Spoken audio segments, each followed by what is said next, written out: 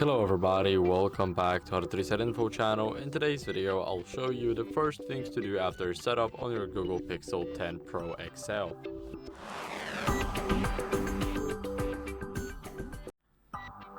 So as you guys can see, this phone has been freshly set up. It is not even connected to the Wi-Fi. It has nothing. So this is how the phone looks after the setup. And now I'll show you the first things to do. So starting off, we're gonna go over and open up the app drawer, then enable the settings or go to the settings. And here we need to go to the network and the internet, go to internet, and right here we will select our network. So we want to connect to the Wi-Fi. Now I'll connect to my network right here. And all you guys have to do is enter the password and then click connect right here. So I'll quickly do that off camera and I'll see you guys in a second.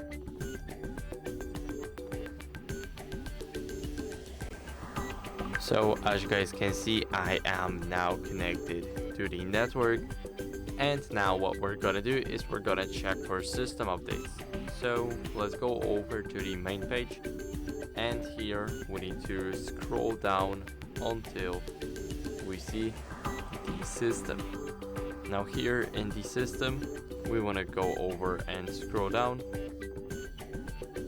to the software update. So it is right here. And now click on the system update. As you guys can see, the system update is available for me. And this update fixes critical bugs and improves the performance and stability of your device. So it is almost 600 megabytes.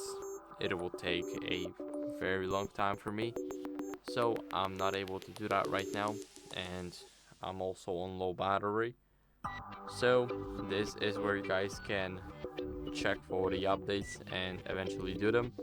And here in the app updates, you guys will be able to see the apps that you will need to update that are either essential or that these are the apps that you're using on a daily basis. So now after checking it all out, let's add a Google account and then update the apps via the Play Store. So we're not gonna waste our time by adding the account first. We're gonna go ahead and click on the Play Store. We're gonna sign in right here so we don't waste our time. Now it will check the info. Here we need to sign in. So just enter your email. And after entering your email, you guys need to enter your password. So I'll see you guys in a second.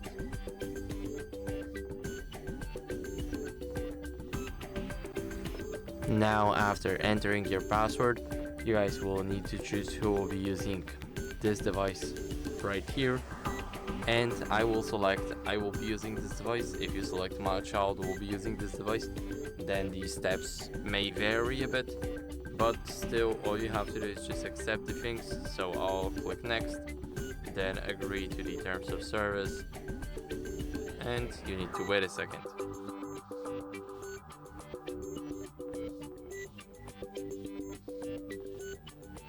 Now here you guys can enable the backup. So you guys either enable it all or disable it. Now let's click turn on backup. It's very important. And as you guys can see, now we are welcomed to the Google Play. Now here we have the apps that we can either rediscover or install from the new device. So here you guys can do that. You guys can click install and every single app here will be installed. But I'll skip it for now. And here we need to select how we want to verify our purchases. So of course I'll use the password and I'll see you guys in a second. Now as you guys can see, we can enable the local recommendations in the Google Play. I'll say no thanks, but you guys can choose whatever you want. Now for the updating apps, we need to click on our profile picture right here and then here. So we want to go to my apps and games. Now here we have the updates available, and as you guys can see, I have 49 updates pending, and all I can do is click on update all, and let it upgrade in the background, because this won't take a lot of percentage of our battery, so we do not need to worry about that. And besides that, we're not doing anything that requires the Wi-Fi connection, so I'll let it download and we'll come back to it later in the video. So now, after updating the apps and adding a Google account, we want to go over and set up the screen lock and everything. So go over to the settings by going into the app drawer and then clicking on settings. Now I'll go back to the main page, and here what we want to do is we want to go over to the security and privacy. Now after going here, let's go over and select the device unlock, and here you guys will need to set screen lock. So you guys can use either none or swipe, but both of these settings are actually not even safe, so I do not recommend that. Now we have the pattern is okay, it's great, but it's not the best, and the pin and the password are literally insane. So I'll go for the pin, and as you guys can see, I'll create a pin that is very easy to guess, so make sure that you do not use the same pin. Now here you guys can choose how do you want your lock screen to show. So the first one is the show all notifications content. The second one is the show sensitive content only when unlocked, or free, don't show notifications at all. So I always choose this option right here in the middle, click done, and as you guys can see, now our screen lock is purely set up. Now we can go over for the fingerprint, and here re-enter our pin, and click more, and I agree. Now click on start, and you will need to put your finger on the screen, so put it like that.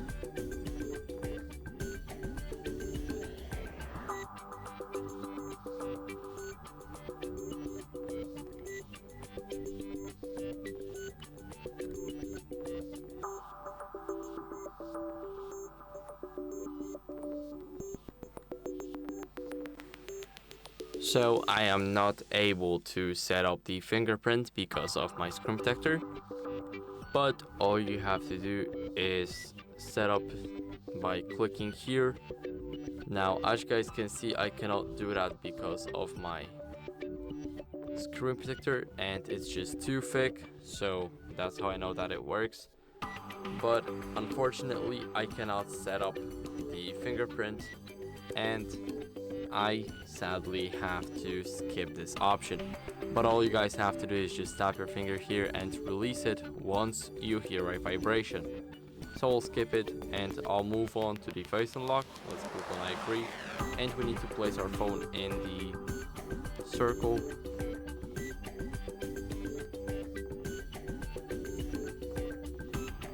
So all we have to do is just point this camera at us. So I'll see you guys in a second. So as you guys can see, it says looks good, and now we can pick up our phone or tap the screen and we can use our face to unlock it. So I'll quickly see if that works. Now the pin is required now, so I'll enter the pin, and now I'll easily unlock my phone with just the Face ID. So this works very well. Now after that, you guys can set up your watch, but I do not have a watch with me, and the theft prediction is something that is worth looking at. So you want to enable the theft detection lock. Now if someone abruptly takes your device, then tries and run away, then your screen will be locked, and all you have to do is unlock it whenever this is a misdetection. So when you actually get your phone locked, then all you have to do is just enter the pin to it, and it actually fixes the entire problem.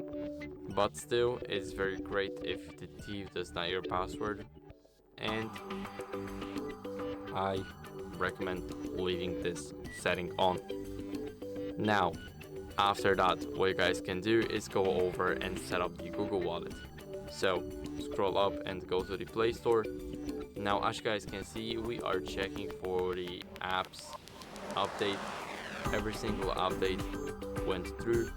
So go to search and make sure that you have the Google Wallet installed and that you did not uninstall it.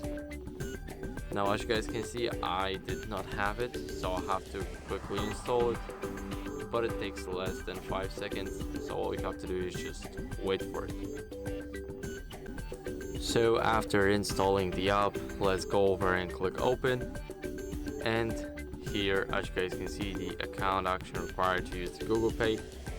Now all we have to do is check our notifications here. So as you guys can see, there is nothing, and here you guys should try and uninstall it and install it again, and it should work. So I'll see you guys in a second. So I'm after the second install. Now whenever I open the Google Pay, as you guys can see, it will ask us if we want the notifications. So I'll click on allow, and as you guys can see, everything is right here. So now if you want to set up the Google Pay, let's go over and click on the plus button right here. Select what you want to add to your wallet, like payment card, transit card, loyalty card, or a gift card, or basically anything else, like as you guys can see, an event ticket, gym membership, or an insurance card. So you guys can choose it here. Now I'll go for the payment card. So here as you guys can see, you need to have the card physically with you. I do not, but all you have to do is either enter the card that you have saved in your Google account, but you will still have to confirm the digits and the security code. So here we can click on the new credit or debit card and scan it with our picture. So sometimes it is the option at first, but here it's at second. So now as you guys can see, here we can line it up with the frame. So the frame is right here, and now you guys can also enter it manually. So it's a 50-50 on what you actually get here. Like if you have to enter it manually, or it will ask you to scan the camera. Now here, if you added your card, then you'll be able to pay with your device. Now as you guys can see, I have a lot of passes right here. So if you do not have the same ones like me, do not worry, they are based on the region, and there's a lot of them. Now after setting up our wallet with the payment card, transit card, or basically anything else, all we can do is optimize our battery. So this is the last step of today's video. We're gonna go over to the settings, and right here in the settings we want to go over to the battery. Now here in the battery, as you guys can see, we have the battery usage, we have the battery saver, health, widget, diagnostics, and the battery percentage. So here we can enable our percentage. Now as you guys can see, I am on 19%. You can see it either here or here. This is where we enabled it. Now here we have the battery saver. We can enable the standard one or the extreme battery saver, and here you guys can choose apps that you want to use on the extreme battery saver. Now here we have the adaptive battery. I would recommend enabling it because it learns from our phone usage. And here we have the battery health, so information about our capacity, cycles, and basically here we have everything.